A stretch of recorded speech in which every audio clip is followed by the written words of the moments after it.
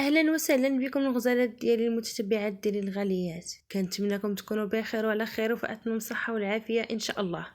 مرحبا بكم معايا في فيديو جديد ووصفه جديده كيف العاده. اليوم الغزالات ديالي جبت لكم اقتراح جديد وبسيط لمائده الافطار ديالكم، خبيزات معمرين او بريوش اللي بواحد الحشوه جد رائعه، كتجي معلكه تماما في المذاق ديالها، كتجي رائعه كيف كتشوفوا معايا.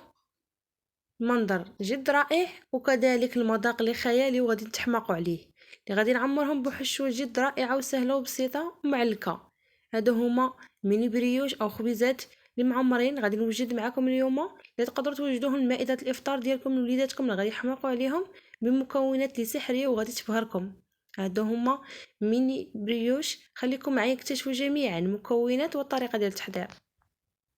اول حاجه عندي واحد الاناء اللي ضفت فيه واحد 5 كؤوس ديال العنبه ديال الدقيق الابيض، زدت عليهم واحد بيضه، وغادي نضيف ليهم واحد 2 معالق كبار ديال السكر سنيده، غادي نضيف ليهم 2 معالق كبار ديال الزيت، ونزيد عليهم واحد الكيس ديال الخميره الحلويات 8 غرام، و2 معالق كبار ديال النشا اي مايزينا، وكذلك نصف معلقه ديال الملحه، ومعلقه كبيره ديال الخميره المعجونه. غنضيف الكاس الاول كيف كتشوفوا معايا ديال الماء اللي يكون ديال الحليب اللي يكون دافي. غنزيد كذلك الكاس الثاني يعني 2 كؤوس ديال العنبه اللي معبورين البنات حليب اللي يكون دافي. غادي ناخذ واحد المعلقه خشبيه وغادي نحاول انني نجمع بها العجين ديالي كيف كتشوفوا معايا في الصوره. غاديش نستعمل ايديا نهائيا اولا اي طراب، غير هاد المعلقه غادي نجمع بها العجين ديالي كيف كتشوفوا معايا في الصوره. مكونات البنات اللي ساهلين وبساط بالنسبه لهاد العجين، بالنسبه لي انا كيجي سحري وكيجي خفيف بزاف. كيف كتشوفوا معايا غادي نستعمل غير ديك المعلقه وغادي نحاول انني نجمع بها العجين ديالي وغادي ندلكو بها مزيان. طريقه البنات اللي جد سهله وبسيطه. صافي كيف كتشوفوا معايا غادي نجمع العجين ديالي مزيان وندلكو بديك المعلقه كيف كتشوفوا معايا.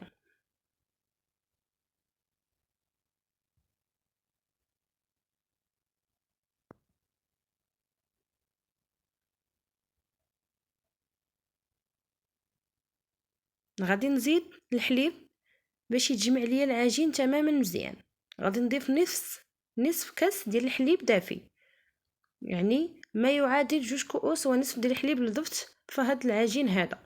صافي كيف كتشوفوا معايا غادي نجمع العجين ديالي مزيان من الجوانب وغادي نديركم مزيان. ضروري السر ديال العجين ديالكم انه يدلك مزيان باش كيجيكم بريوش او خبيزات اللي كيجيكم خفاف بزاف. صافي غادي نستعمل هاد الطريقه كيف كتشوفوا معايا البنات في الفيديو، وغادي نطرب مزيان داك العجين ديالي باش كيجيني خفيف تماما. غادي نبقى مستمره على هاد الطريقه هذه كيف كتشوفوا معايا في الصوره، وغادي نطرب الخليط ديالي مزيان البنات.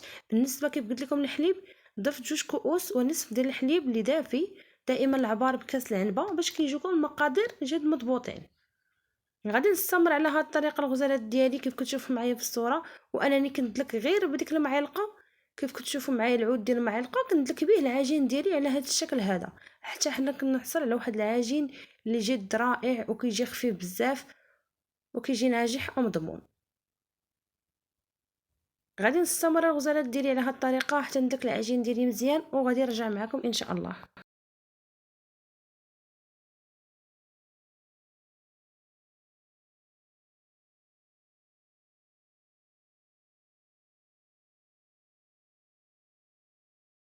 هانتوما الغزالات ديالي كيف كتشوفوا معايا هذا هو العجين ديالي كيجي خفيف تماما.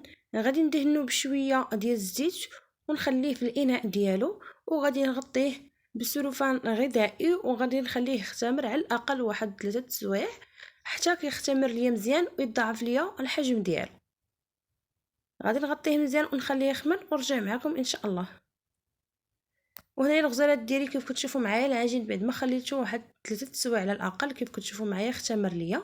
غادي نحيد لي داك الهواء اللي كيكون في العجين ديالنا مزيان وغادي ناخذه فوق سطح العمل شوفوا معايا العجين البنات اللي جد رائع. غادي نقطعوا البنات صغير كيف كتشوفوا معايا، حيت انا مني بريوش اولا مني خبيزات اللي غادي نديرهم صغيورين كيف كتشوفوا معايا. تقدروا نتوما ديروهم كبار على حسب الرغبه ديالكم. بالنسبه هكا صغيورين صراحه كيجيو متيولين وكيجيو زوينين في المنظر وكذلك كيجيو رائعين. غادي نكورهم كيف كتشوفوا معايا كويرات اللي جد صغيره كيف كتشوفوا معايا في الفيديو. شوفوا البنات غنكورهم كيف كتشوفوا معايا على هذا الشكل هذا. بعد ما كورتهم غادي ندوز نبسطهم معكم بالمدلك. غادي ندير شويه دقيق على سطح العمل ونسرحهم غير شويه البنات بالمدلك كيف كتشوفوا معايا في الصوره، وغادي نطيح نلف فيهم. غادي تشوفوا معايا الطريقه انكم تلفوا العجين ديالكم صافي وكتجمعوه وتقرصوه هكا من الجناب او من الفوق صافي وتقادوه على شكل حربول على هذا الشكل هذا كيف كتشوفوا معايا. العمليه البنات راه جد سهله وبسيطه. غادي نعاود معكم واحده اخرى نبسطها شويه بالمدلك. تقدروا البنات انكم نتوما ديروهم كبار، انا درتهم غير صغيورين وكيجيو زوينين صراحه. صافي غادي نقادهم البنات كيف كتشوفوا معايا، وانني كنزير مزيان بيديا باش كيجينا البريوش ديالنا خفيف تماما قطني هكا على هذا الشكل هذا. غادي نستمر على هذه الطريقه هذه كيف كتشوفوا معايا في الصوره. نكمل جميع الكويرات اللي عندي ديال الميني بريوش او خبيزات اللي كيجيو زوينين صراحه. قادهم على هذا الشكل هذا. شوفوا معايا كيفاش كيجيو غزالين تماما وكيجيو رائعين. بعد ما كملتهم كيف كتشوفوا معايا نخليهم يختمروا غير واحد جوج دقائق على الاقل البنات الضعف ديال الحجم ديالهم. وهنايا عندي اصفر بيض غادي ندهن بهم ميني بريوش ديالي بعد ما درت الفران كيسخن تماما من تحت مزيان على نار اللي كتكون متوسطه. وغادي ندهن مزيان البريوش ديالي كيف كتشوفوا معايا في الصوره. من بعد زينوهم باش ما بغيتو.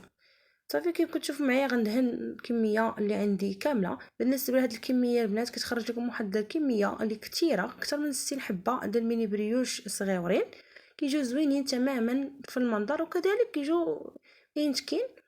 صافي الغزالات ديالي هنايا غادي نزينهم بشويه ديال الجنجلان او شويه ديال البافو. تقدروا انتم على حسب الرغبه ديالكم انكم تزينوا باش ما بغيتو. غندخلهم ان شاء الله الفران يطيبوا ليا ومن التحت مزيان ويتحمروا ليا ياخذوا لي داك اللون الذهبي وغادي نرجع معكم ان شاء الله. وهانتوما الغزالات ديالي كيف كتشوفوا معايا ميني بريوش ديالي اولا الخبيزات كيجيو صراحه مئنتكين وكيجيو محمرين وهشاش كيف كتشوفوا معايا في الصوره. كيجيو بنات خفاف بزاف تماما وكيجيو رائعين. شوفوا معايا القوام ديالهم كيجيو زوينين بزاف. هادو هما ميني بريوش اللي قدمت معكم كيجيو غزالين. غادي ندوزو ان شاء الله الحشوه اللي جات سهله وبسيطه واللي غادي نتحماقوا عليها. خليكم معايا. بالنسبه لنا عفوا عندي واحد الاناء اللي قطعت فيه بصيله رقيقه كيف كتشوفوا معايا. كذلك عندي فلفله حمراء وفلفله خضراء اللي شويتهم مزيان وقطعتهم رقاق. وغادي نزيد عليهم كذلك خيزو اللي محكوك رقيق، الزيتون خضر اللي مقطع دوائر، وكذلك اللي غادي نزيد عليهم لانشو اللي محكوك كيف كتشوفوا معايا في الصوره. غادي نزيد عليهم كذلك الروز اللي مسلوق مزيان، الروز كلاصي اللي مسلوق مزيان.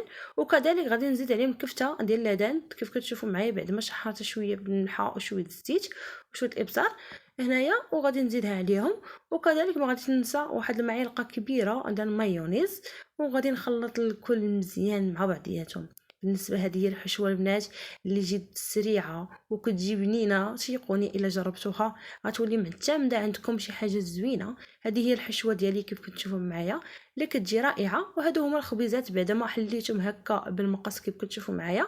غادي نعمرهم على هذا الشكل هذا البنات صراحه كيجيو زوينين.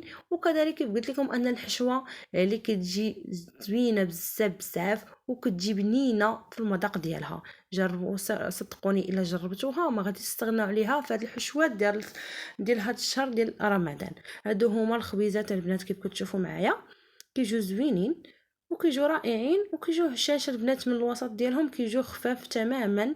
راه هما شاكلين الرسوم كيف كتشوفوا معايا كيجيو زوينين. غادي نكمل على هذه الطريقه حتى نعمر ميني بريوش ديالي ونتلاقى معكم ان شاء الله في الصحن ديال التقديم. وهانتوما المتتبعات ديالي الغزالات كيف كتشوفوا معايا الخبيزات ديالي اللي كيجيو زوينين بزاف وكيجيو رائعين. كيجيو في المنظر عين تكين وكذلك الحشوه اللي كتجي رائعه في المذاق ديالها.